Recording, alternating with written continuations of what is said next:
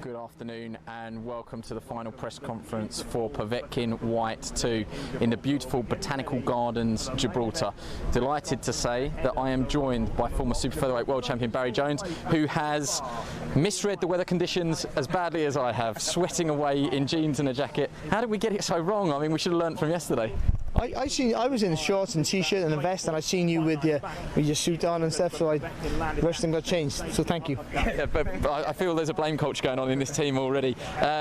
You've been around the world, a lot of different press conference locations. This is slightly unique, and I think we're all a little bit worried at the proximity of the fighters to the water in the head-to-head. Not expecting any splashdowns, but this is something special, isn't it? It's very surreal to be here. Oh, it's fantastic, isn't it? You know, these are sort of the moments that you have to take stock of, because it's very unusual. It might not happen again. It's fantastic. You know, I know there's a bigger mountain above us. We've had to drive up to halfway up a mountain just to be here, and it's just beautiful, absolutely beautiful. How are you reading fight week so far? Are you in the unique position that you've seen most fighters on the bill? You've had a chat to most people. You've got a gauge and a sense of how people are feeling, who's edgy, who's not, who looks tight at the weight, who doesn't. Starting with the main event, what have you made of both Dillian Whyte and Alexander Povetkin? You know, rematches are a funny thing. Immediate rematches are even more special. They really are, you know, and they've both looked confident, and you can sort of understand that and also be a little bit surprised as well. I think Povetkin's confident because he got the win, and also he's looked super relaxed. I mean, crazily relaxed. He just like he's almost got no effort to do anything. But he's been around the block as an amateur and also as a professional around the world, so nothing will faze him. Any location, any scenario, he's pretty much seen it all. And for Dillian Whyte, he's a man that's full of confidence anyway. But you know, I think that it's how they act now. Of course, you can put on a persona, but as the fight gets closer, when it gets real, and it's getting there now. But when they go to bed after the weigh-in, you know, the night before the fight, that's when, if you have any doubts, that's when it hits you. What about the time they spent away in camp? Dillian's been away a long time in Portugal, and they've holed up there, and there was an opportunity to come home. He's added Harold Knight to the stable there. Povetkin, slightly different. They stayed out in Russia. I know they've broken camp a couple of times because of the delays. He had COVID, obviously. This is a funny question, but which camp would you rather be in? This is quite unique, because you always want to say the guy who won the last fight. Why wouldn't you? But for me, I think it would be Dillian Whyte's, because the longer the delay's gone on, the better it is for him, because he got a new guy in the camp, so he needs to gel with his current trainer now, so that will help. More time together, the better, of course, to get to know each other better. And also, he's the younger man, so every day, every week, every month that the fight got delayed, it's got to be a benefit to the younger, fresher guy, and it has to be. So I think I would say Dillian Whyte's camp. We just touch on the undercard as well. There's plenty of predictions and questions coming in. Some of the usernames I can't actually read out, but Mikey, the problem Mackinson versus Chris Congo is a good fight, both risking their WBA rankings. Yeah, I'm not going to say it's a sleeper on the card, but sometimes the lower weights can be overshadowed by the heavyweights higher up the bill, but that looks like a real clash of unavoided fighters, dangerous fighters. It is, you know, and it's two guys who've been screaming out for an opportunity. Let's be honest, who've been doing really well, winning. You know, obviously, Mackinson's been world rated for a while now, you know, and I've seen quite a lot of it, so I know how tricky and how skillful he is. And for Chris Congo, you know, he got that breakout win, of course, against Luther Clay, and he's been desperate for a big fight, and this is the opportunity for both of them. And you have to admire them for taking the risk in this career, because in this day and age, you can easily go another route, an easier route to try and get to the top, and they want to fight each other, and you commend that. And it's a really intriguing fight. Steve Cully, I think that is. Steve Cully, how do you think the big cheese will get on? That's Eddie Hearn's pick for the undercard, the British title fight between Ted Cheeseman and JJ Metcalf. We spoke to both earlier, both are predicting, they are both predicting a war. There's no way around it, but if it turns into a boxing match, both are confident that they've got the better boxing skills to outbox each other. What should we look out for in that fight? Again, we've done most of Cheeseman's career, and you've had the privilege of watching most of JJ Metcalf's career, so it's quite nice to have the balance here to see what you think. Well, I think Cheeseman can box better than what he's given credit for, and also, you know, we talk about his defeats and his draw. There's one clear defeat against Garcia, but obviously the Fitzgerald fight and also the Conway fight, you could argue that they could have been wins, possibly. They weren't, and you can argue with that either. But you know, his record could be completely different, and you'd have a different outlook on him. But he boxes, but his natural inclination is to get involved in a war. Metcalf, we just automatically tie him up with his dad, Shane Early. I think he can have a war, which he can, but he's boxed more of his career. So that moving around, his footwork's a little bit better than Cheeseman. So I think if it gets into a boxing match, you would probably favour Metcalf, and if it gets into a tear-up, you slightly favour Cheeseman. But I still think either way, both will happily engage the other in whichever way they want to play it. I think they'd both be happy to play that game. If you don't mind, I'm just working my way through the undercard at the moment, just getting your initial thoughts. We saw Eric Molina work out yesterday, and we know a lot about Fabio Wardley and his development as a young heavyweight prospect. Right time, good matchmaking. What do you think? See, when I first heard the fight, I thought it was the right time because it's a name. Molina's a name, but really beatable. And so it was a good name for Wardley to get on his record. But then when you actually look at Molina, he's a pretty good fighter, and he has boxed, and he's only been beat by really good fellas. So I think it's a real step up for Wardley. I do, and he's looked fantastic, and he looked really good against Larty. That was a test for him, which turned out not to be a test. That's not his fault. So I think the fluency in his work is what's impressed me, and he doesn't flap under pressure. But this will be a difference for him because Molina fires when he's under pressure. He doesn't flap. He's experienced, and if he can stamp his authority in the centre of the ring, Wardley will have to react to that, and we haven't seen that in him yet. So it's an interesting fight. But I think a fight Wardley can win, but it's a big ask. What about Campbell Hatton? What have you made of him so far, spending time around him this week? The Hurricane they've gone for the nickname. He says he's just like me. I mean, you shut your eyes and listen to him. He sounds like Ricky. He looks like Ricky. He listens to Oasis. He sports Man City. Was he's at the novice stage. Came out of the novices in the amateurs. So he's had a handful of amateur fights compared to Ricky. But there are stylistic similarities between the two, not just the fact that he's his son. The level of expectation, though, is going to be huge. They're playing that down, saying, look, if he wasn't ready, we wouldn't do it. Could understand that if he was perhaps a live float Oldham Leisure Centre, and maybe don't know when you're going to get on, and that's sort of like the breakthrough night for a lot of pros, isn't it? Slightly different question. What was your pro debut? Where was it? Were you a slot on the TV card? Were you higher up the bill? Do you remember? Do you remember how unfair? How bad is that? It's a long time ago. 1992 was my professional debut, and it was pre-recorded on a local ITV station, and it was so I got a little slot, and it was a small bill, so I was just a chief undercard, which is a big deal. But it was in like 6 fights in a leisure centre in a place called Sprott in Cardiff. Was it? You said it was a big deal. Was it a big deal to you at the time? Do you remember the pressure? It's your professional debut, so I had a pretty fast and successful amateur career, but turning pro is a different thing because the expectation is different. It feels different because you're no vest. The gloves are much tighter, and they really are. Especially back then, they were 6 ounces. That's how old I am. I know, and so there's different nerves, but you get through it. And if you have experience, if you have experience from the amateurs, which Campbell doesn't quite have, but you draw on that. The most important thing is not to rush your work, not to try and over-impress.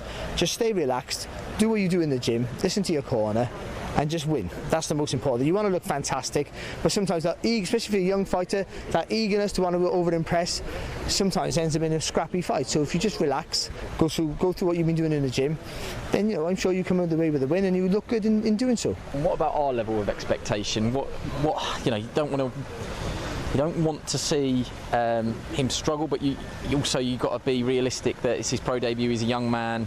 This is a big stage. He's learning on live TV. What do you think our level of expectation should be? And that's the biggest worry. It's us. Bigging him up, and he's you never mention Campbell without mentioning Ricky. Like you never mention Conor without mentioning Nigel. It's what gets him a big slot, but it's also a huge expectation, huge pressure that I wouldn't want. For all the positives and step up and side steps you can get to on bigger bills because of that, the pressure's immense. So it's maybe different for Campbell than for Conor, because Campbell has been boxing in the UK as an amateur, so he's had that throughout his amateur career. Everyone wants to beat Campbell. Everyone wants to beat Ricky Hatton's son. But it's going to be hard for him. Whichever they think, this is different. It's going to be difficult. But he looks like already a mature, sensible man for a young man, and I think that he'll cope with it quite well. Kamari against Baker. We saw him on the flight yesterday, and both smiling, both taking it all in. This again, it's a great stage for both of them to put your hand up in the crowd and say, I'm one to watch. Kane Baker, we've already seen through 2 fight camps now. He had the heartbreak of the Akib Fiaz fight not happening because Fiaz fell ill. He then came back. The fight was remade. He then had a win at late notice on another fight camp show, and now he finds himself in Gibraltar. Kamara's been over in Portugal with Dillian Whyte's team, trained by Xavier Miller. Being part of that stable, you'll want to impress, won't you? You will. I've seen Kane Baker before he was getting on TV slots in New York Hall, beat an undefeated kid, not get the decision. So his record belies his ability. And he was boxing at super lightweight then. But now he's down a few weights. So he's a tough character, and with time to prepare, he's a hard man. Kamari looks a little bit special. I got to be honest. He looks brilliant. He's a boxer with lovely movement. He likes to get involved in a fight sometimes more than he probably should. But I think it's a real good test for him, and a test that if he does well, then you'll want to step him up. Right, I'm just moving out the shop because we'll film for as long as we need to. You can see that both fighters are on the stage with promoter Eddie Hearn.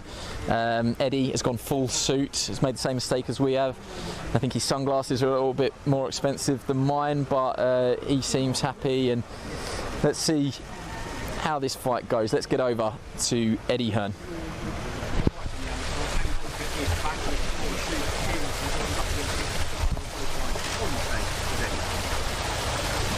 Thank you, Darren. Thank you, Chris. And good afternoon. And wow, how lucky are we to be here. Absolutely stunning scenery, stunning weather. We're very, very grateful to everybody in Gibraltar. Of course, a special thank you to Fabian Picardo and Stephen Linares for all their help in making this possible. I must say, 3 or 4 weeks ago, I wondered if this could be done. And they say it always seems impossible till it's done. Well, just a couple of days to go before a historic moment here in Gibraltar. Of course, the rematch for the WBC Interim World Heavyweight Championship between Alexander Povetkin and Dillian Whyte, live and exclusive on Sky Sports Box Office in the UK and DAZN around the world. We cannot wait to give you a night you will not forget, and certainly an event this country will not forget as well. It's been a tremendous experience so far. We're looking forward to the next couple of days of build-up before the main event on Saturday night. Of course, here we'll be joined by Dillian Whyte and Alexander Povetkin later, but first we turn our attention to the undercard. And so many great fights, so many 50-50 fights, so many opportunities for fighters in front of a huge global audience on Saturday night. And this one's going to kick us off on Saturday. Yusuf Kamari against Kane Baker. Yusuf, firstly to you, obviously part of the Dillian Whyte setup, massive opportunity for you on Saturday night. You look fit, ready to go. Yeah, I'm ready to go. First and foremost, I want to thank my manager, Dillian Whyte, and Eddie for the opportunity. I've had a good long camp. Everything's gone perfect, and I'm ready for a smoky Saturday. Fighters like you with plenty of ability don't always get the chance to go out and shine, especially not on this kind of platform. That link up with Dillian Whyte, a blessing for your career, and you've got to grab this with both hands. Yeah, most definitely. A lot of guys turn pro looking to be part of events like this, so I'm so privileged to be part of an event this big, and I'm going to grab it with both hands on Saturday night. We haven't seen much of you. The boxing fans at home haven't seen much of you before. What is it that Dillian Whyte saw in you, and what should they expect on Saturday night? Dillian likes to say maximum violence all the time, so on Saturday they can expect maximum violence from me. And finally, your opponent, Kane Baker, become a little bit of a household name himself, extremely tough, used to these big event experiences as well. It's going to be a tough night for you on Saturday. Yeah, it's going to be a very fan-friendly fight. I think both of our styles match. He likes to throw a lot of punches. I like to throw a lot of punches. We're going to meet in the middle, and it's going to be a fantastic war for the fans. Thank you, Yusuf. Kane, welcome again. Seem to be a stable participant in all these matchroom events as well. You used to call yourself a boxing fan with a licence, but I think things have progressed since then, haven't they? I mean, you must be starting to feel very comfortable in these big event surroundings. I am 100%, yeah. But I'll always be a boxing fan with a licence. I can't take that away. But it's just stunning. I just can't thank you and Matchroom enough for the year you've given me and all the bills in here to top it off. I'm just going to repay everyone Saturday night with an explosive performance. We said, didn't we, going back to fight camp when your fight cruelly fell through on the night, that it's winner stays on. You got that opportunity behind closed doors in October. You won. Now you're on a massive box office card with another opportunity to win and maybe even go forward and challenge for a big British title if you can get through this fight on Saturday. Yeah, winner stays on. That's given me a kick that I needed. So yeah, Saturday I'll win again. I just want to fight in your garden, to be honest, mate. Get me out there. I'm not worried about titles. Win Saturday night and get me in the garden. I promise you, if you win on Saturday night, you'll be part of Fight Camp this summer. Thank you very much. And as Yusuf said, fan-friendly fight. We always get that from you. You expect a thrilling war to kick off the show on Saturday night. 100%. I'm here to go. I'm going to do whatever it takes to get the win on Saturday night, and I'm going to be in his face throwing punches all night. Well, going to start with a lively one on Saturday night. Kamari against Baker. Do not miss it. Live on Sky Sports Box Office and DAZN around the world. Gentlemen, we're going to take a little walk. We're not getting married. We're going to do a face-to-face down here. So this is the first one of the day. Follow me.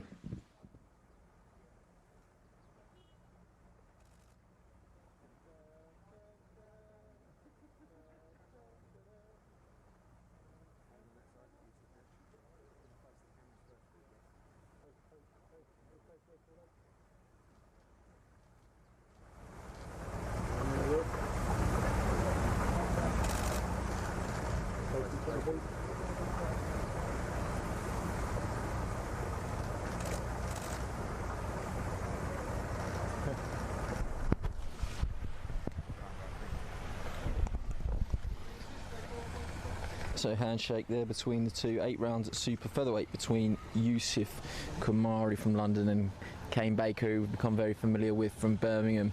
Kamari, once he's finished this head-to-head, he's going to make his way round for a very brief interview with us. We've got some local Gibraltar press here, so we're just having like 2 versions of the head-to-heads here. That's why they look like they've sort of turned and faced each other again. Barry Jones is back with me. Very much like it when a fighter says it's going to be a fan-friendly tear-up. I'm sure Xavier Miller won't be too happy to hear that. I'm sure they want him to box, but they're saying the right things. What's the with Kamari? He's got some beautiful skills, he really has. But I do think he quite enjoys a tear-up. So, but I think if he keeps his discipline, I think that'll certainly help him in this fight for sure. Right, I'm just going to ask you to step to one side. Yusuf's going to join us now live on our stream. Yusuf, great to see you fine there, mate. You're live on our Sky Sports social media streams. I just said to Barry there, we love it when a fighter says he's going to be a fan-friendly style. I'm coming for a tear-up, but I said your coach might not be too happy with that. What do you think happens when that first bell rings? You know what? I've been itching to fight for a very long time. You know, it's been over a year now since I've boxed. Like I said, I'm itching to go. And, you know, like I said, it's going to be a fan-friendly fight. It's going to be something straight out of Mexico. It's going to be a proper toe-to-toe war. And, yeah, man, I'm ready to go. I think the one thing that we know is Kane Baker is going to meet you in the middle for that. I'm not taking anything away from Kane, but I don't think he's going to go on the back foot. You might not have to go looking for him. Does that play into your hands, do you think? Yeah, most definitely. I mean, I don't want to have fights where I have to chase people around corner to corner and have to make the fight. You know, I love fighting people that's going to stand right in front of me and make the fight fan-friendly. So, you know, I'm happy that we've got Kane Baker, and, you know, like I said, it's going to be an absolute war. People are going to love it. With your young prospect, early stage of your career, you want to aim for the stars. You've got that draw at English title level, but do you see yourself going beyond that eventually? Yeah, definitely, man. I feel as a boxer I can go all the way. You know, I've always had aspirations of going up to world level. But, you know, first I've got to take care of business on Saturday, and that's Kane Baker. It's going to be a smoky Saturday. You got an endorsement here from Dillian Whyte, because we know Dillian, and he says, I don't want to work with people that don't want it as much as I do. I don't want people in and around me that don't want to go to the trenches as much as I do. What's it like been working with him? I know it's been a hard camp for all of you, been away from home for a very long time. That's been a great camp. You know, everything's got its positives and negatives.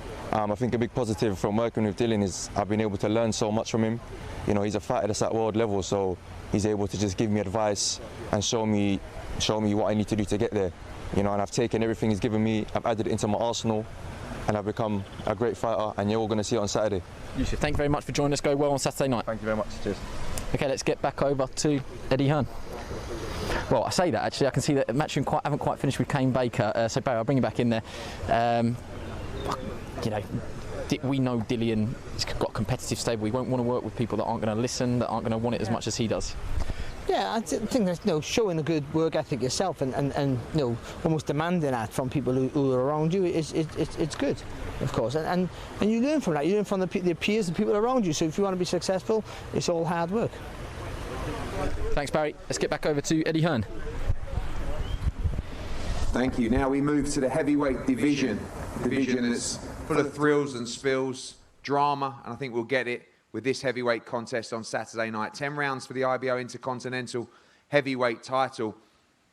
Almost a late fight taken to the card, and I'm so glad this fight was added. Eric Pfeiffer, who's been in camp with Dillian Whyte, teamed up with him, and Dillian wanted to give him an opportunity on the show, and in steps Nick Webb, young British heavyweight with plenty of ability, with a chance to turn his career around, chance to go on and start forcing his way into world rankings as well. We look forward to this one. Firstly, Eric, with you, welcome. Big fight for you, big opportunity on Saturday. Thank you a lot for this chance. I train very good, I'm in good shape, and I will show you the best of me. How has that sparring been with Dillian Whyte? Of course, your preparation has been very good for this fight. Tremendous training camp there with Dillian, and he looks in great shape too.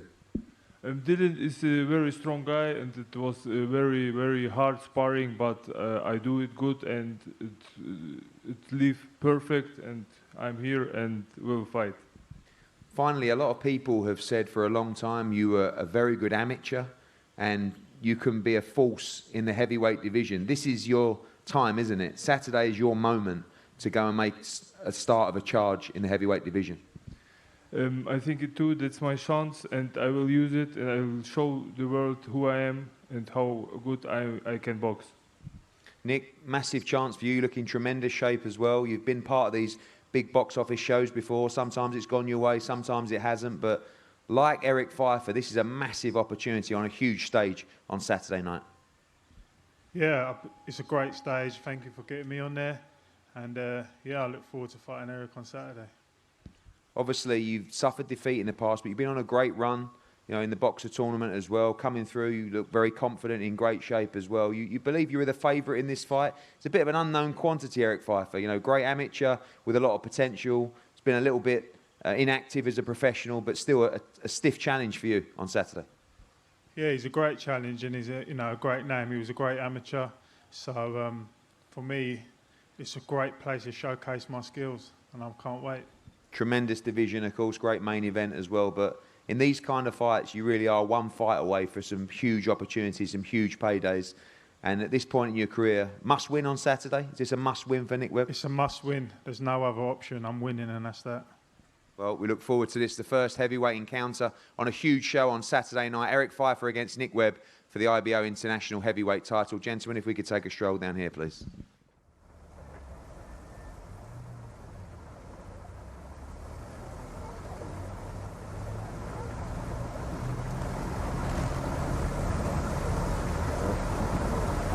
Face the front first, please.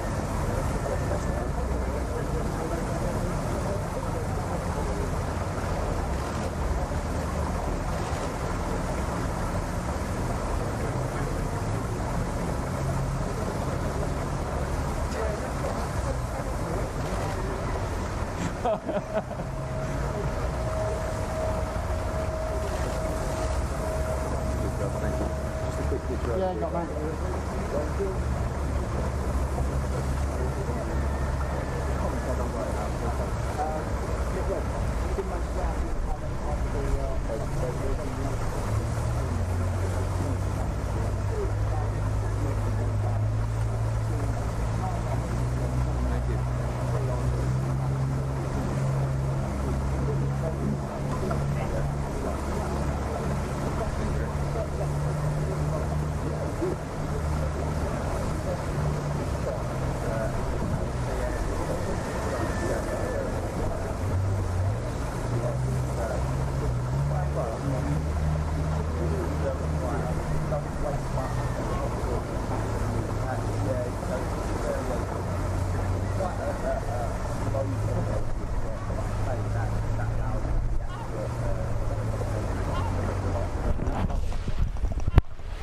Nick, just come in and join us here. We're live on Sky Sports YouTube, Twitter and Facebook.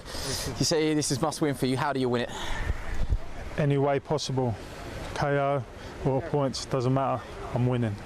When you say someone like Eric Pfeiffer comes in with a decent amateur background, very good amateur, decent amateurs and very good amateurs don't always make great pros. Do you think you've got that pro seasoning now that you've been in the game long enough that you feel like you've seen it all before and whatever he brings isn't going to be enough? Or is it unsettling, you know, he's a bit of an unknown quantity?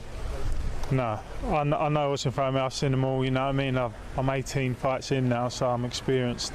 And anything he's got, I've got more for. We've always known you to be a good boxer who's very heavy-handed. Do you believe that if you land on any heavyweight, but if you land on Eric Pfeiffer, that you can knock him up? Well, most definitely. Just talks about the experience of Ultimate Boxer as well. Eddie mentioned that you're on a good run now, and obviously you had that huge setback against Dave Allen. Yeah. But that didn't seem to dwell on that. You put that behind you, and the Sokolowski defeat as well, and you've just built on that, and you seem to be on a good run of form now. Well, you know, that wasn't the best of me, so there's a lot more to come. And Ultimate Boxer, I've got to showcase a bit of my skill.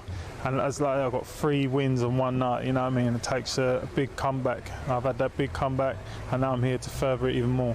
Thanks for joining us, Nick. Good luck. Thank you. It's a quick turnaround. We're straight on to Congo Mackinson.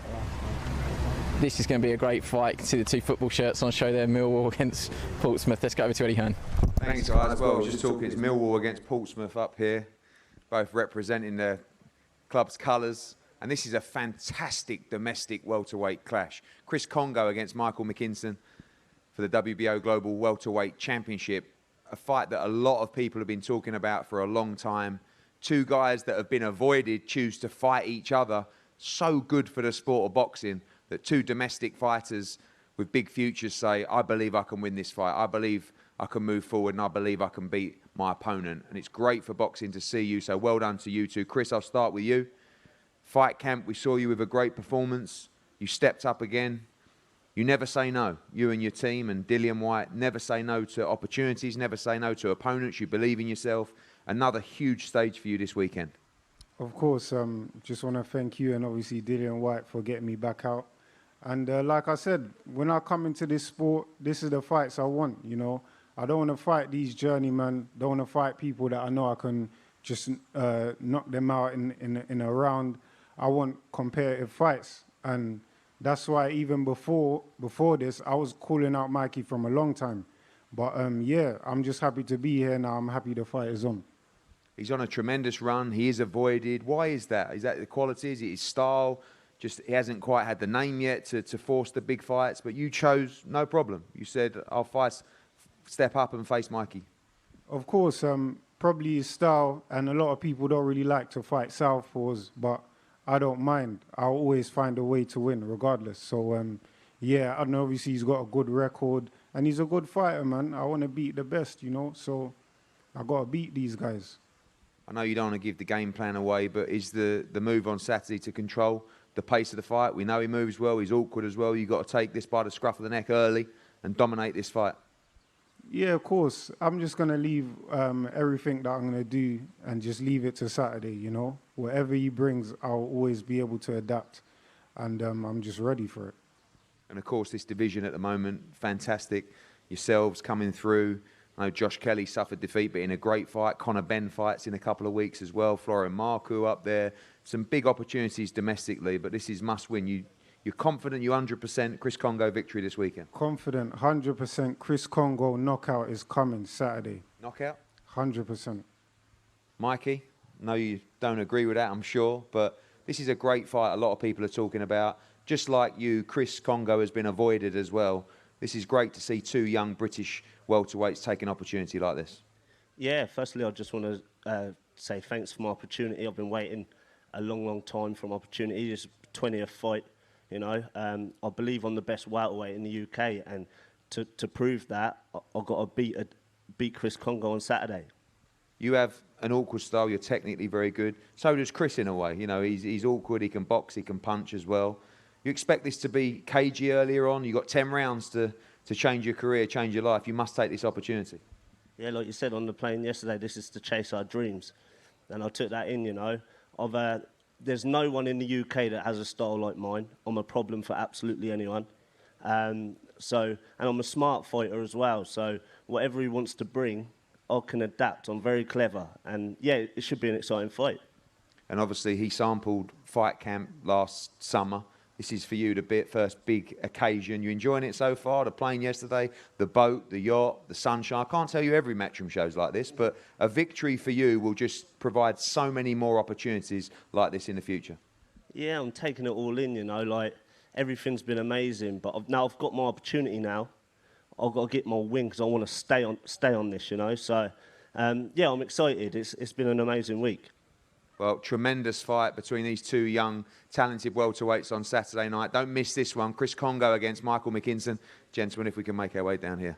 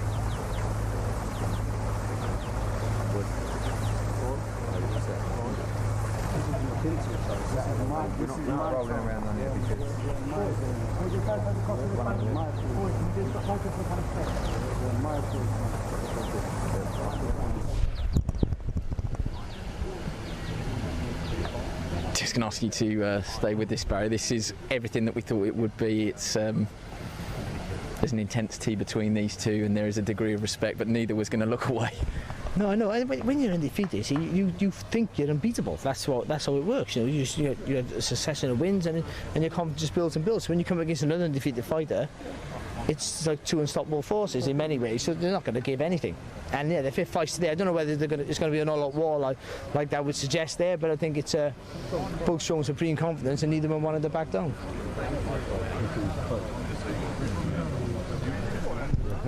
So Michael Mackinson's going to quickly come and join us. Eddie Hearn shouting over that he had it covered. I'm not too sure.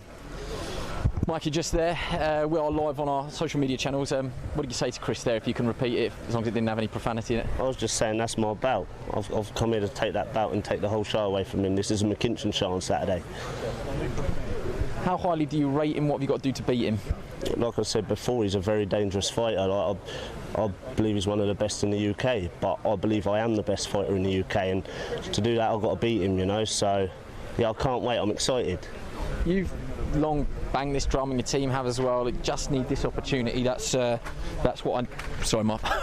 You can't quite see, but off the camera there, all my papers have just blown everywhere. You said from the start, look, I believe in myself, I'm confident, I just need the opportunity. Is this the opportunity you need on Saturday night to prove why they're calling you the problem? Yeah, like, I believe I deserved my opportunity a long time ago. This is my 20th fight, you know, and I've beat good level opposition up to now. I've got a real good record, so I'm just thankful I finally got it. But, like, I've got to get my win, because, you know what I mean, without a win, it's nothing. You've got the Pompey badge on you, and very, very proud. The football club's behind you now. The whole place is behind you. Have you got a message for everyone back home? Yeah, I'm very proud to be flying the flag for my city, you know. I've got real good love and support back home. To be fair, it's probably a good thing that there's no crowd. Like, Portsmouth can't travel because Pompey Millwall, it would have been lively. But, you know, I'm really blessed to be from Portsmouth. And thanks, guys. This is a great moment up here. Of course, Campbell Hatton. They started. This is Campbell Hatton. But Michael, thank you very much. Go well on Saturday night. Brilliant. Thank you very much. Just waiting for his official results before they go face to face. They'll do that, of course, at the weigh-in tomorrow. So once again, we got Campbell against Ricky. Campbell was just threatening to push Ricky into the pond, which we might see later on. But you guys, a big splash, won't it? But you guys, Campbell, I'll start with you. It's been a tremendous week. I've never seen a young fighter do so much media. You must just be ready to fight now. This is it, Saturday night, the professional journey begins. Yeah, I'm really excited. Like I've said a few times, the nerves are slowly starting to come in, and people have been saying, like, is it getting a bit much for you, like, all the media stuff? But it hasn't. I think it's doing me good, to be honest, because it's a bit of a distraction from Saturday night, you know, to keep the nerves away. But just really excited, ready to go. Been flying in the gym. Did my last punching session this morning. Felt really, really sharp, so just can't wait to show everyone what I can do.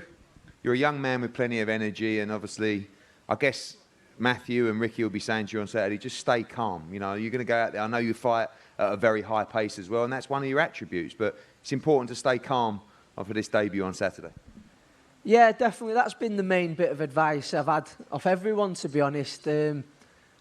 Obviously, the amount of eyes on me, there will be nerves and I'll be eager to please people, but I think like the main thing for me is I want to do myself justice. I want people to see the Campbell Hatton that's in the gym, you know, when I'm sparring and stuff, because I think when people see that, that will be what impresses people. So the main thing for me is I want to, I do set a high pace, but I just need to be calm and calculated with it. Do you feel that pressure to look good as well? We know that, you know, 90% of the country are behind Campbell Hatton, and of course Manchester behind you like they were for your father before you, but there will be that percentage you say, well, he's here, you know, he's only getting this opportunity because he's old man. You want to show how good Campbell Hatton is in his own right, and I guess that's an added pressure. Yeah, it is. Like, you always get people who have something to say and have the criticisms, but for me, I just want to go in there and, like I say, do myself justice, and obviously, if I'm the best Campbell Hatton I can be, I'll be happy with that, and I think that will be enough to impress, like you say, them 90% that are behind me anyway. So, yeah, and I think with time as well, with time I'll be able to show people everything I've got to do. So, just staying calm is my main goal for this fight, and do myself justice. Ricky, I'm sure if, you know, 10, 15 years ago, if you would have thought that at one point you'd be sitting here at a press conference with your own son about to make his professional debut, you probably wouldn't believe it. But how does it feel as a father, with everything you've achieved in the sport, to look across and see your son just 2 days away, ready to fight? Yeah, very, very proud. Very, very nervous. You know what I mean? He's had a fantastic build-up you've done for him. You know what I mean? And you know, it's all right, it adds a little bit of pressure, but I'll be brutally honest with you. If I didn't think he was built in order to cope with the pressure, I wouldn't have allowed it to happen.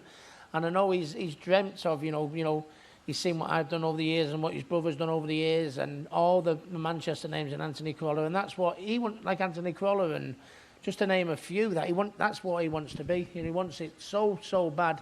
And if I thought there was just a fraction that he couldn't do it and do himself justice, I'd tell him not to bother lacing the gloves on. I would do, because I mean, I did it so he didn't have to do it, but he's chose to want to do it, and I think he deserves a pat on the back for that. He's gone in the hardest game of all with what I did, and you know what Matthew did in many ways. So I think he deserves a pat on the back for that alone, and it makes me feel very proud of everything and the attention he's got this week, how he's taking it all in his stride, and this will stand you in good stead for the future, son, honestly. Obviously, it's a professional debut with a lot of eyes on him, not just because of the Hatton name, but because of the big fight as well, and the whole event experience out here. You know, the playing yesterday, the boat. How different was that from your pro debut, and how different is that? How difficult is that just to stay calm? Yeah, well, my pro debut was in Widnes, you know, so it's a little bit different than Widnes. No offence to anyone from Widnes, but no, I've just been saying to him all weekend. Listen, you know, do you want to get where the top of the bill is? You know, like Povetkin and Whyte. Is that where you want to get? Well, let's get used to it now. You know what I mean? Get used to this, because this is what it's going to be like when you get there. And I think this will stand him in good stead. You know, it's his early days, professional debut. He wants to get off to a good start. He wants to try and impress. I mean, you're going to get the people, you know, that will turn around and say, well, you know, it's because of his dad, you know, because of this, because of that. He's got to shut that out from his mind, do his own job. And I think if he keeps relaxed and keeps nice and composed, I think everyone would like what they see on Saturday. And, you know, it's early days, isn't it? It's like there's going to be a few speed bumps over the way. He's a young and up-and-coming, you know, professional and that. But I think what they see on Saturday, ultimately, I think they're going to really enjoy the ride that's going to come. I mean, it's a long way away, first of many more nights to come. But we wouldn't be sat here, I wouldn't be sat here as his father if I didn't think he had half a chance. And finally, he's got to stay calm. Yourself? How nervous will you be on Saturday night? I'll be very nervous, you know, more nervous in the sense that I just want him, he said earlier, you know, I want him to do himself justice. He's worked so hard. He's come on so quick in a space. He's only a babby, and he was a late bloomer. You know, he only started when he was like 14, something like that. He's only had like 28 amateur fights. it's his pro debut on a big stage, and seeing how he's dedicated himself to the sport and how hard he's worked over certainly the last few years. He's slipped a few gears in the last few years. I just hope he does himself proud on Saturday, which he will do with all the hard work and the changes and the adapts he's made to his game. Yeah. Well, thank you, Campbell. Thank you, Ricky. The professional debut of Campbell Hatton this Saturday, live on Sky Sports box office in the UK and DAZN around the world. Gentlemen, I suppose we better have a little photo down the end. No funny business, Don't please. be pushing me in. Put my best shirt on. Get that shirt wet.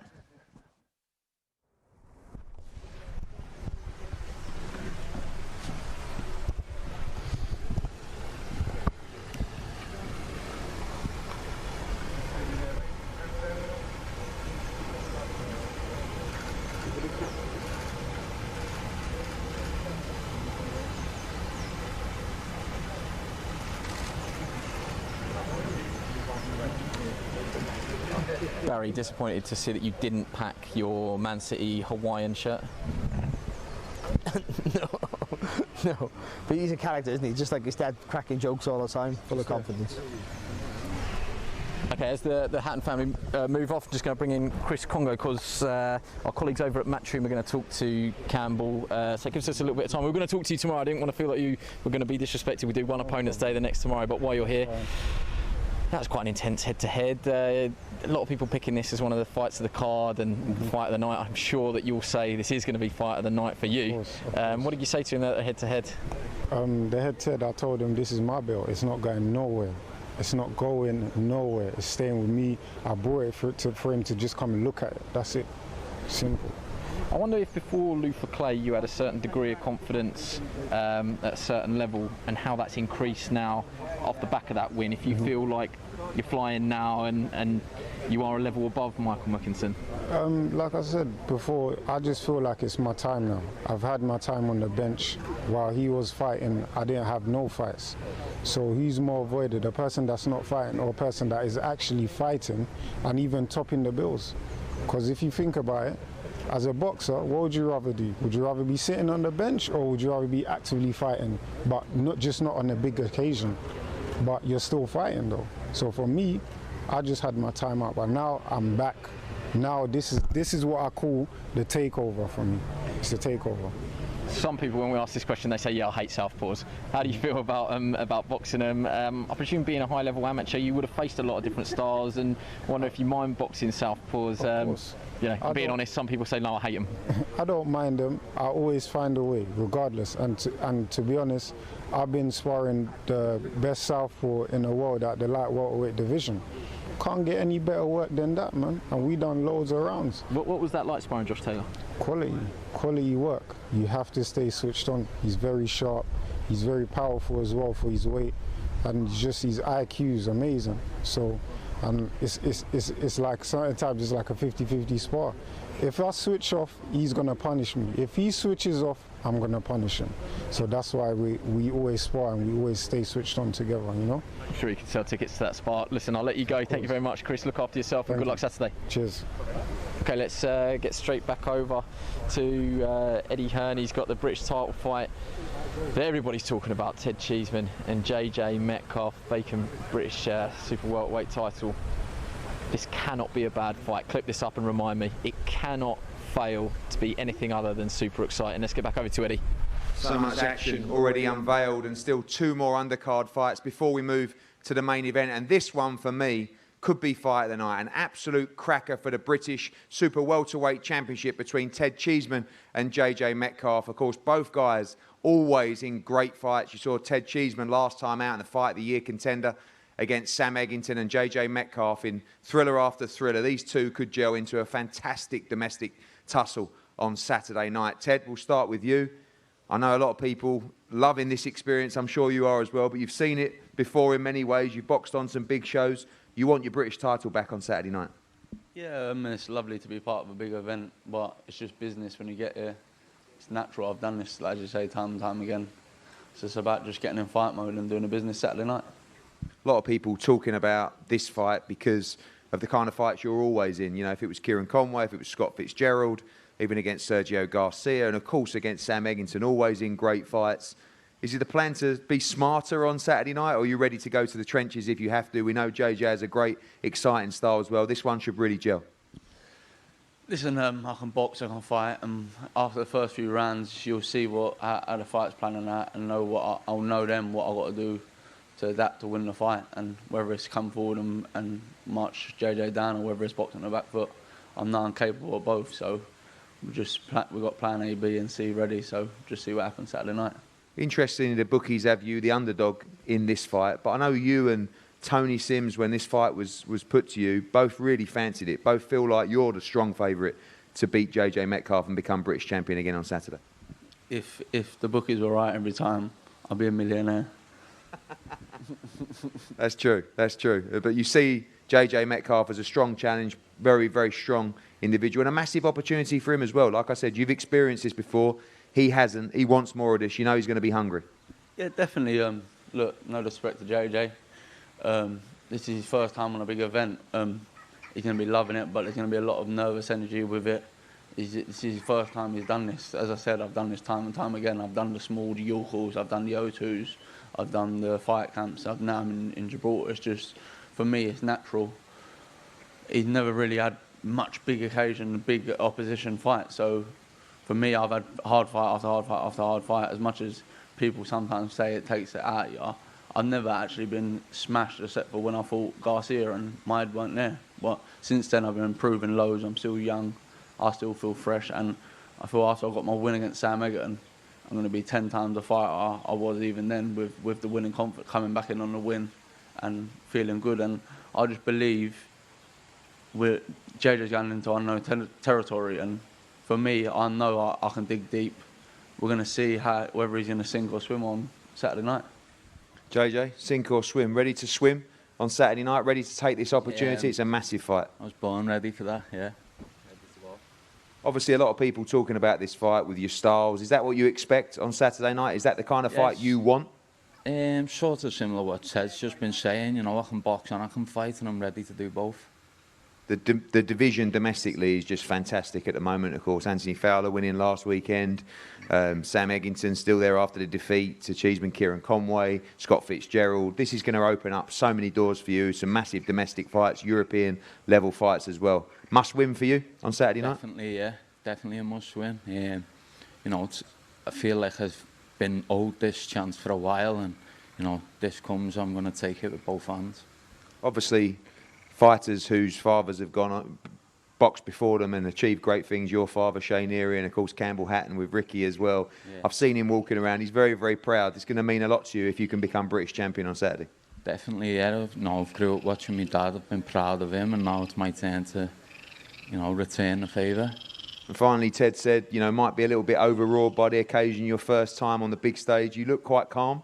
You're soaking it all up, and you're going to enjoy it. I'm soaking it up, and I'm enjoying it. And you know, I've been on undercards with Tyson Fury and Josh Warrington, so this is a lot better. Like, but you know, I'm all right with it. I'm good.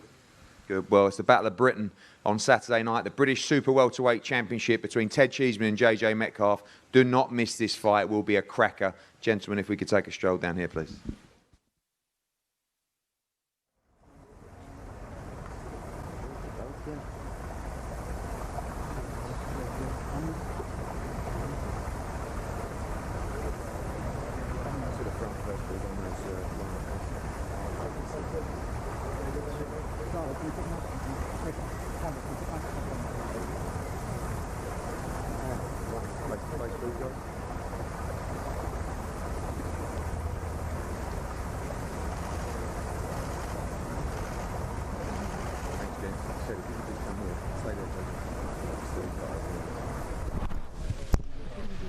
Yeah, let's get it to him.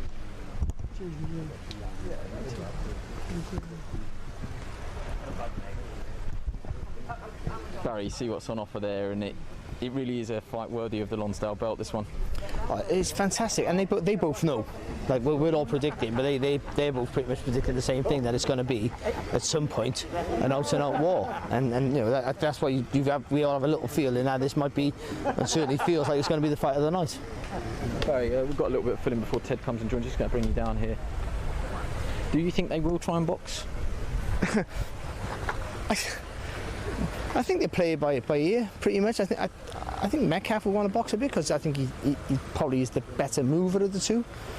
But I don't know, Ted Cheeseman has sort of, and he's right, he has improved, I think, and he has learned to use his boxing more. But ultimately, you know, when you get to that situation, you're just going to do what comes natural. And I think their natural instinct is to stand their ground. So, yeah, it just makes for a fantastic fight for us. Barry, I'll ask you to step out and Ted to step in. You've held that Lonsdale belt once before. I mean, when Eddie's standing there between the two of you, we're just saying it's a worthy fight for the British title. Just how confident are that you're going to get your hands on it for a second time? Yeah, 100% confident. I just feel refreshed as a person in life, in boxing, and I got that hunger back and the love for boxing back. And when I leave the gym now, I'm sitting there all night thinking about what I can improve on and what I can get better at, what I did right, what I did wrong. And for a long time that was gone, and I was still performing, but now it's back, and I just believe you're going to see an even 10 times improved Ted Cheeseman. A lot of people, including us, talking about what JJ Metcalf might do. How much are you focusing on what his strategy is, and really how much does that impact on what you're going to do? Are you just focusing on your own game plan and you know that will take care of itself? Yeah, obviously, look, we're fighters. Yeah, a good fighter is always able to adapt, and I believe on whatever I need to do on Saturday night, I'll adapt and do it. Just finally, look, some people don't want to give predictions, some fighters don't really believe in it, but you will have thought about it. How does the fight go once the first bell rings? As I said, I visualise it a load of ways, but I believe as long as I get the W, that's all that matters. Ted, thanks very much for joining us. We wish you all the best of luck. Okay, so things move thick and fast here. Next fighters are making their way to the stage. Fabio Wardley, the British heavyweight prospect, is a bit hype behind him now. He's part of Dillian Whyte's wider team. Takes on former two-time world title challenger Eric Molina. Let's get back up to the stage to hear from Eddie Hearn, who's with both fighters. Thanks, guys. We move to the second of three intriguing heavyweight matchups this Saturday, live on Sky Sports Box Office in the UK, DAZN around the world. It's Fabio Wardley against Eric Molina. A big fight for both men. Huge step up for Fabio Wardley. I'll start with you, Fabio. This is the kind of fights you want. Eric Molina, he's been there, he's done it. Two-time world title challenger, fought some fantastic opposition. But you and Dillian Whyte and the team confident this is the right timing and right choice of opponent for Saturday? Yeah, most definitely. I come from that same breed, built from the same cloth as Dillian. There's no easy fights. We take all comers and when they come, and big chances and big opportunities when they're in front of us. And this is one of those, not just for the fight, but for the occasion as well. To be a part of an event like this is something great. So I'm looking forward to Saturday and putting on a fantastic performance and really showcasing some of my skills. You are, in my opinion, the most exciting young heavyweight in the country right now coming through. But interestingly, you know, talk about English titles and British titles, you're kind of bypassing that level here to take on a former world title challenger and a guy with a lot of credibility in the division. Is that something you're looking to do? You're looking to move faster? I know there's some huge fights for you domestically as well, but this is a big step up. Me as the team and me and everyone, we're looking to do it all. We're looking to do the big fights when they're there in front of us and then come back around for maybe some domestic big level dust-ups when they're there as well. We're taking all opportunities while we're in front of us and just relishing the moment, really. I'm lucky and fortunate enough to be a part of events like this, and especially in an occasion like this as well, where there's not a lot of boxers that are able to even get out, and I'm lucky enough to be on a Matchroom show and be fighting, so I'm just thankful, and I'm looking forward to a big night on Saturday. Eric, we switched to you. Great to see you. Last time we saw you was in Saudi Arabia on that card there. A big opportunity for you. I sense from you and your team that you really fancy this. You know, you've boxed some fantastic fighters, and Fabio Wardley may be one, but it's too early to know if he really is one. Yeah, Eddie, absolutely. Fabio Wardley, young, rising star in England. Of course, you know, when I first got the call, I'd be honest, I'd never heard of the guy. Looking into him, honestly reminds me a lot of myself. Coming in, I had one amateur fight. I was about the same age as him, maybe when I got started. So he's got to learn on the job. And so these type of fights, I gotta teach some lessons for him. So I'm hoping to come in Saturday and give him everything he's got to learn. I know that when the fight was delayed, you were actually one of the happy ones. You know, you come off a bout of COVID and the fight came around quite quickly. This extra time, you look in great shape, you look ready. It was a blessing for you to prepare for this fight. Yeah, Eddie, back at home in South Texas, man, we were one of the hardest hit areas with COVID other than New York City. And just in my heart, my motivation is everybody back at home from the Rio Grande Valley. Like I said, we were hard hit. We were also hit with the Texas Freeze historic. It's been a big motivation in my heart to get back in the ring, especially after 2020. When Eddie Hearn calls with opportunity, I don't give no excuses. So training camp was difficult. It was filled with a lot of adversity. And I'll tell you one thing you might not know, even getting here, my luggage took 3 days to get here. So it just doesn't stop, man. It's all mental. My team says it's all mental, so we'll be good to go Saturday. Of course, in the last 10 years, your defeat have only come from top level heavyweights. I think Chris Arreola, Anthony Joshua, Dominic Brazil, Deontay Wilder and Filip Hrgovic. They're all top 10 heavyweights or have been over their career. This is a different kind of challenge. Do you almost feel like the favourite in this fight against almost a bit of a novice in the professional and certainly the amateur game as well? The experience must be vital for you going into this fight. Absolutely, Eddie. You know what? The only thing I got going for myself in this fight is my experience. Coming into these fights, as I get older, these fights don't get easier. So obviously there's a new generation of heavyweights coming up. Fabio Wardley's in that mix. And I feel like this is the type of fight that I need to see where I'm at also. I need to see if I could still mix it up with these young lions. And I'm looking forward to the test on Saturday also. And I'm hoping for a really good fight.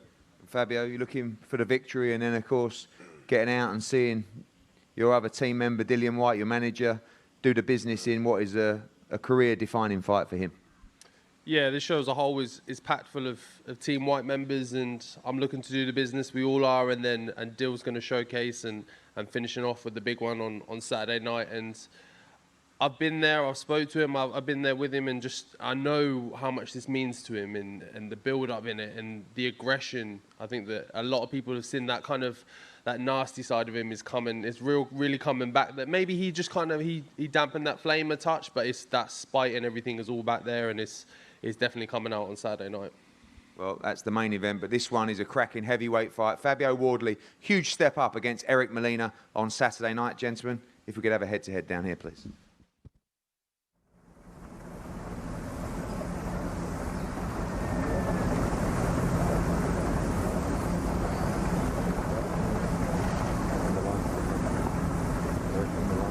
Face the front first, please, guys.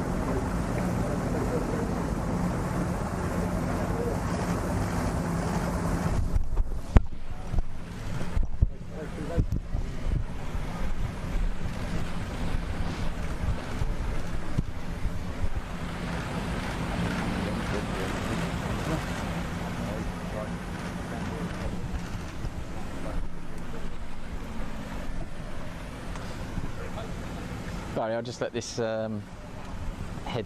head play out. Don't want to jinx it, but as of yet, no one has ended up in the carp pond.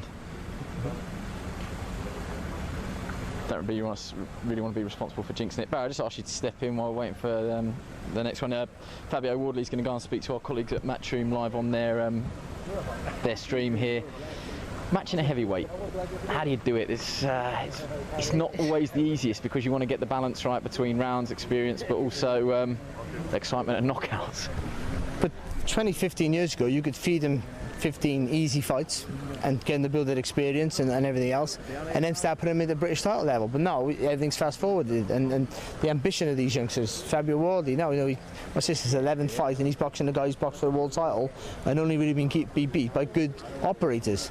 So it's a real step up, and it has its dangers, of course. I think this could be a step too far too soon for him as well. But it also could be the perfect fight that makes him look fantastic and sort of arrives himself to that top tier of domestic, if you exclude obviously the three biggest names. But so it's a risk, but I think he's looked great. I think the last he felt was meant to be a risk, and he got through that with no problem at all. So you can understand their confidence and their ambition. If you're Eric Molina and you're Eric Molina's trainer, what's the best way to approach this? What's the best way to play this? I always think sometimes that on paper he might look at that and think, I've just got to drag him into deep water. Is that what he'll be thinking, or will he be thinking, if I jump on him from the first bell, that's the way to go? You certainly have to make your experience tell. So you have to, you have to dictate the pace and stamp yourself at the centre of the ring, and try and force him to do things he doesn't want to do. So you have to use everything you got. So you have to be, the intimidated in there, I think, to be honest. And I think Alex, showed that usually under fire that he can be relatively dangerous, I feel. But I think against Wardley, he'll want to be the one probably firing first, I would have thought. And that's it, just go out there straight away and try to put it on him, but sensible. At the same time, if you're Fabio Wardley, you know what Eric Molina's about. There's enough out there on the internet, there's enough fights available for him to study. What do you think he will do? How do you think he will approach it? He's made no secret that he wants to be tested. Is Eric Molina this test? Yes, I think so. For the stage of his career, he most certainly is. But you wouldn't be shocked if Wardley just gets him out there quite comfortable as well. So I think it's a good fight for him. I think he has to use the jab and be sensible, not engage too early. But if he can start landing that jab and then giving him space for that long right hand, if he can keep Molina at bay, then he's got a chance to really show off. Right, we can see Alexander Sasha Povetkin at the side of the stage there with the WBC interim belt. He's gone full tracksuit, which is interesting. I think we've all fallen into the same trap, sweating away here. He's not in our hotel, so I can't really ask what it's been like spending time around him, but he was on the flight. You saw him on the morning before he flew, saw him on the flight, saw him at the open workouts yesterday. When you're an accomplished amateur, you end up doing international tournaments all around the world, and there's a lot of locations that you will have boxed in, and sometimes it doesn't come as a shock. I don't think he's been here. What do you think he'll be making of the whole setup here? It's different because it's in COVID times as well. The pandemic, we haven't been through this before. Can't really gauge it against anything, but he has been all around the world and boxed in front of huge crowds, no crowds, different setups. That's why I always felt in the first fight, even though I picked Dillian to win, I thought the COVID thing wouldn't have no effect on him because he's been holed up in hotels before as a pro and as an amateur, having to travel, of course. So I think nothing will faze him, and you can see it's just whole demeanour. He's so relaxed and confident that I don't think anything fazes him. And certainly, the first fight didn't faze him, and you expect that he'll be more confident in this fight because he knows. You might think you could do 70 to 70, but no, even though he was in trouble, but he knows that he could that signature shot that he throws can have effect. Here comes Dillian to his side of the stage. How do you think Dillian will play this? The language barrier sort of negates any real mind games, but I wonder if in the first build up to the fight, if there was Dillian might feel that he was a little bit too respectful. Yeah, I think he might take a totally different approach now because it's a new fight for him, and I think he feels he has to be more aggressive in the fight throughout.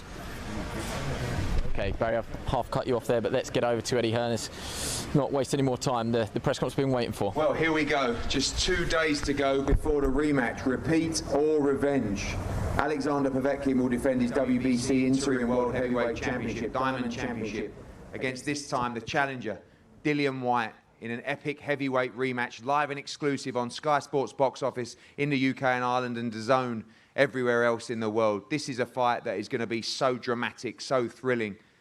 Of course, we can't forget last August at the Matchroom HQ at Fight Camp, we saw one of the most thrilling heavyweight encounters where Alexander Povetkin came off the floor twice to knock Dillian Whyte out in that stunning defeat.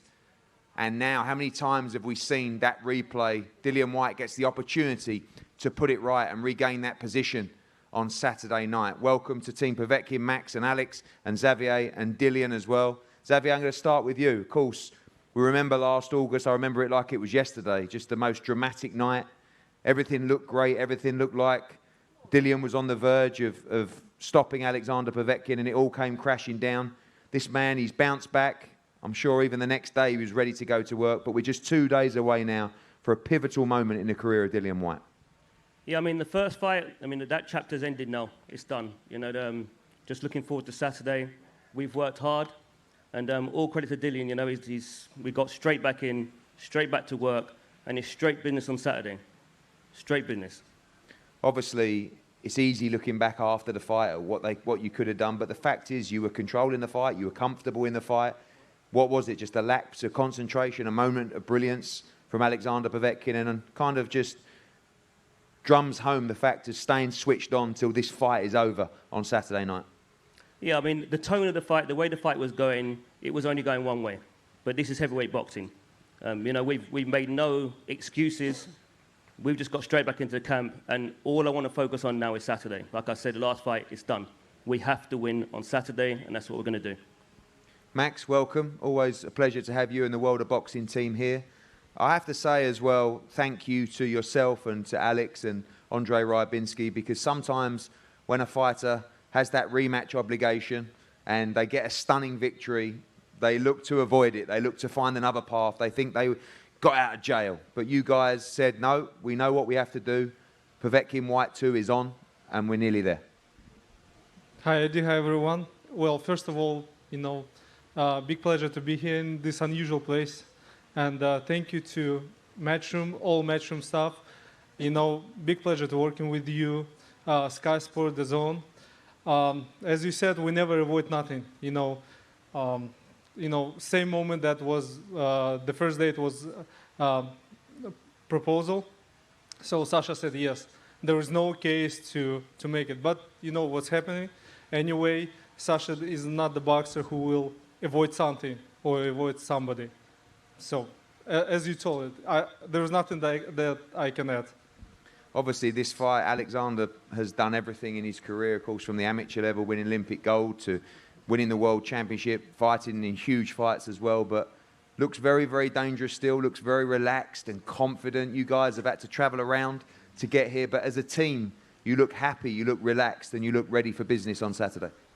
This is maybe one of the key to success, that Sasha and the team and the whole atmosphere in the team should be relaxed. You know, there is no, you know, running over somewhere, no rush, nothing. So we're doing, and the team doing everything that he feel comfortable, you know, joking, smiling. So this is maybe one of the issues, you know, of general success. Dillian, not so much smiling for you. You know, a couple of days away now. It's nearly here. It's what you love to do. I know how much that defeat last August hurt you inside. And on Saturday, you get the opportunity to put that right. Yeah, you know, the first fight was a good fight. You know, we both fought well. You know, knocked him down a couple of times. You know, he came back and win. Fair play to him. He landed a good punch, and he did well. I'm glad that he took the rematch, and I'm glad that we're here again. Obviously, we're about to get it on.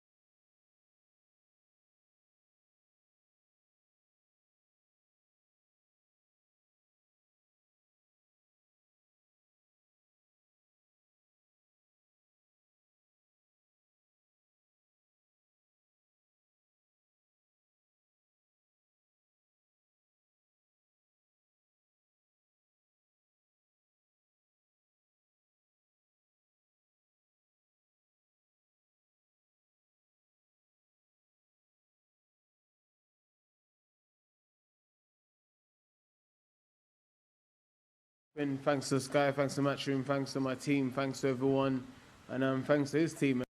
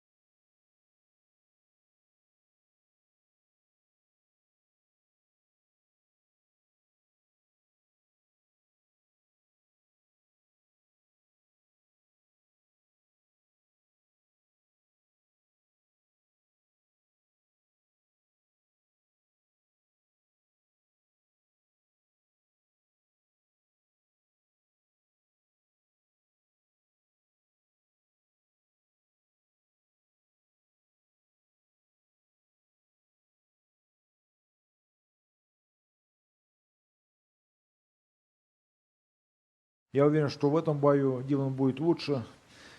Я буду предусмотрительно где-то лучше защиту умею. Так что я уже не забыл про тот бой, что был. Сейчас я рассчитываю на бой, который будет. I always forget the last fight because this is a done story. And I think that Dillian will be better in the second fight than the first one. And but at the same time, I'll try to be more carefully to pay attention to my defense. So the first fight is forget the story. I know many fighters say I'll take a win by any means, but do you believe you knocked Dillian Whyte out again on Saturday night? Ну, в подобных ситуациях бойцы по-разному говорят, но у тебя есть вера или ощущение, что ты его нокаутируешь? Я об этом не думаю. Я всегда еду и выхожу выигрывать на бой. Мне без разницы с кем и как. Я всегда еду за победой. А больше я ни о чем не думаю. I don't have this mind and feeling that I will knock him out. I just to come over, and win. It could be, all distance. I'm not focused on the knockout. So I just, need to follow my plan. Dillian, finally to you. I believe you are focused on a knockout, aren't you? I mean, of course, win by any means necessary, but when you get him hurt, you want it over this time. You want to end this fight by KO. The main thing is to win, but obviously I'm a competitor. I hate losing anything, so I want to make it 1-1. Understand? That's the plan, but I'll get the win wherever. You see me in different fights. I've adapted in different fights. I've got up the floor and win in different fights. I've jabbed fighters that are faster than me. I've jabbed fighters that are taller than me. I've boxed fighters and I've roughed fighters up, and I've gone out and doghouse fighters. So I'll do whatever I need to do. Obviously, my coaching team has worked hard on different plans and work in different area. So whatever, man. I want to fuck stuff up on Friday. So whatever. Well, thank you, Team Povetkin, Alex, Excited. Max. Thank you, Dillian. Thank you, Javier. Guys, thank you so much for everybody involved in this event. As I said, everybody in Gibraltar, Dillian's team as well, and of course the team at Matchroom done a fantastic job. This has been a wonderful experience so far. 2 days to go before a historic event here in Gibraltar. Whatever you do not miss Saturday night. Thrilling card from top to bottom, of course, headlined by the big heavyweight rematch. Alexander Povetkin against Dillian Whyte 2. Full of drama. Do not miss it. Gentlemen, can you take a stroll with me down here, please? Thank you. Running high, just apologies if any bad language came across there. Dillian Whyte obviously apologised himself, but once again, just apologies if any bad language was caught on our stream.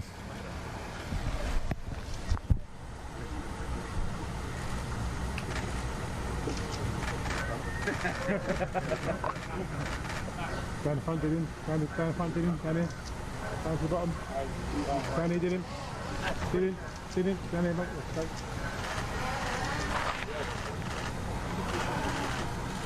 One in as well, mate.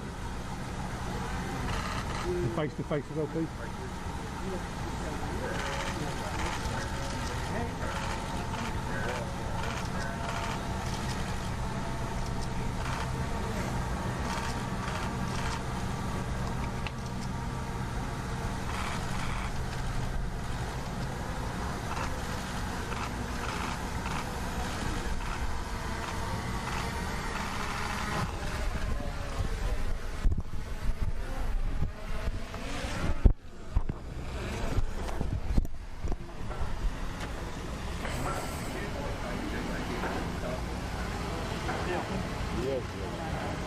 An intense respect between the two fighters there, and that would have gone viral, Barry, had Dillian pushed Eddie Hearn in the pond. That would have broken the internet, I think. If they pushed him into the water. Yeah. It looked like it could happen there for a split second. So Dillian Whyte is going to make his way over to us. Barry, I'll just step you in just while we wait for Dillian to make his way over. Just one question, what did you take from that? Well, it's just what we've seen all week, really, that they're both supremely confident for their own reasons, and rightly so. So I just think now we get the fight on. That's what it is. There'll be a frustration now for both of them, because with all that build up, all the tension, all the training camp, that long slog. You know, it's so close to fight now. They wish it was tomorrow. Yeah, Dillian's. There are smiles there. It's nice, isn't it? But there's also that brooding intensity. I'm going to ask you to step up because he's going to come straight in. I don't want to cut you off. Dillian, final press conference done. That's another box ticked. It's one day closer. Just tell us how you're feeling now. You've gone face to face with him. You sized him up and had a good look at him. Yeah, I'm good. You know, he's very, you know, he's quite relaxed. He tried not to show not much, a lot of emotions, but I can see, you know, we're fighters. We know, you know. I mean, obviously we shared the ring before.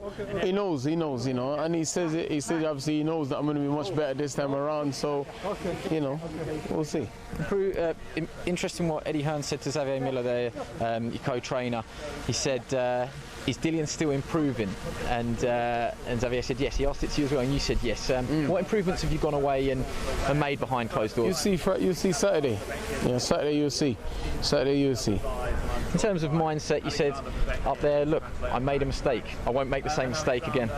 My mindset's the same. It's not really a mistake. I never said, oh, I made a mistake or he landed a lucky punch like everybody's saying. It's what it is. It's heavyweight boxing. I've been fighting top guys for the past 6 years. It's like a game of dice. You roll the dice, you roll the dice. You don't know what number is in London. You know what I'm saying? You know, I fought a lot of good guys. You know what I mean? If you fight good guys back to back, you will get knocked down. You will lose. You will. It's just what it is. You know what I'm saying? But the main thing is, I bounce back. I don't make these things bother me or trouble me too much. I just come back, and I'm a warrior. You know, I've always been a warrior. You know, that's one thing I know to do well, is to be a warrior, man. So. Do you mind if I ask you, one of the things that he said was, he said, forget the first fight. Forget what happened. That's difficult for us because it's a rematch, and it's an immediate rematch. So as much as you two can say, look, it's a fresh start, don't read too much into what happened, we can read into the fact that you can hurt him and he can hurt you.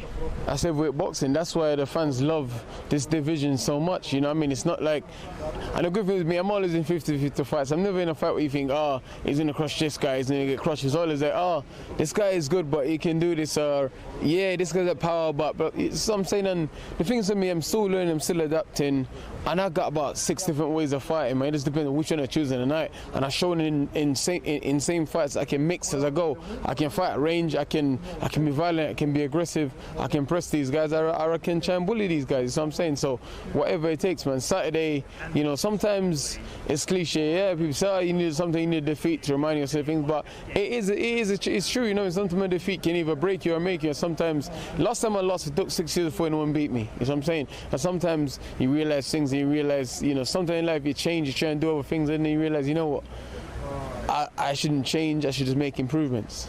It's another one of those. Listen, I'm going to let you go because you've got other medium commitments to do, but thank you very much for joining us. We'll catch up with you tomorrow after the weigh-in. Go well. Respect. We just go back to the stage. No, I'm just going to ask you to step in. Let's just roll with it. We may get Povetkin, we may not. They're just doing a fellow crew, Sky Sports News. They may come over and give us one answer. Saying all the right things, Dillian. He is, yeah. I think, you know, we were sort of saying that all week. He's philosophical about things. You know, he treats it. You know, I have a fight, I can win, I can lose. So I'll just catch up. Will you give us one answer? We're live at the moment. Sure. Sasha, what did you take from that final press conference, the final head-to-head there? One of the things that was very interesting that you said was, forget the first fight. This is a whole new start. That's very difficult for us because you won by knockout and people are expecting, you know, a similar sort of fight. Как бы, ну, опять же, тот же вопрос, что ты как бы вынес из пресс-конференции. Ты сказал, что нужно забыть предыдущий бой. Да, это отдельная история. Что для них в целом, ну, тяжело для понимания, потому что ты первый бой выиграл нокаутом. Не, я никогда на это внимание не обращаю. Соперник может подготовиться так, как он, можно сказать, как никогда не готовится, в лучшей форме, да. Я считаю, что надо готовиться, забыть про то, что было, и заново готовиться ко всему, и бой будет очень интересный. Я про прошлый бой уже забыл. You know, I said so, you know, because forget this fight, because you know, the opponent can prepare better. You didn't know what to expect, so that's why you don't need to take in mind that I knock him out first fight. You know, you have to prove it every time. Doesn't matter how many fights you have. Just one final question, because I know you want to get off. It's interesting because you've been a world champion, 41 years old, but do you still believe that you can be better? Do you need to be better? The fact that you were down twice in the first fight, yes, you won by knockout, but do you need to be better in this rematch? Ты уже был чемпионом мира, тем не менее, но тебе вроде 41, и считаешь ли ты, что ты можешь стать лучше, потому что были проблемы в первом бою? И можешь ли ты стать лучше, опять же, в силу возраста? Буду стараться. Да. Возраст здесь ни при чем, я думаю, буду стараться и стану лучше. Буду лучше в этом бою. I don't think that age means something, in my opinion. But anyway, at least I will be trying to be better, you know, and I was trying to do it for this camp as well. Just one more. Are you confident you win this fight? Will you win this fight? Насколько уверен, что выиграешь? Я всегда выхожу выигрывать. Я об этом, кстати, не думал вообще. Я просто выйду боксировать и показать интересный, красивый бок. I can't say that I'm like 100% sure, confident that I'll win, but you know, there is no minds like that in my head because I just come into the win.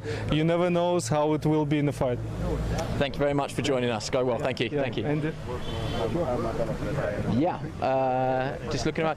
Can I just borrow you, Xavier Miller, just very, very quickly, because I felt like we cut you off yesterday. We didn't get. I don't remember what happened yesterday. No, that's a long time ago now. Yes, I know. A day is a long time in professional boxing. It's going to be a busy night for you. You've got other people on the card as well, but between yourself and Harold, all focus is on the main event. And didn't quite like my phrasing of it there, but he sort of said, you know, he made a mistake and he can't make that mistake again. Yeah, and I agree. I mean, the fight was going one way. It was going one way. It was a very competitive fight, but Dillian was winning all the rounds and Dillian dropped him twice. And the way the fight looked, like another round or two, the fight was going to be over. So it's just really disappointing end of the fight.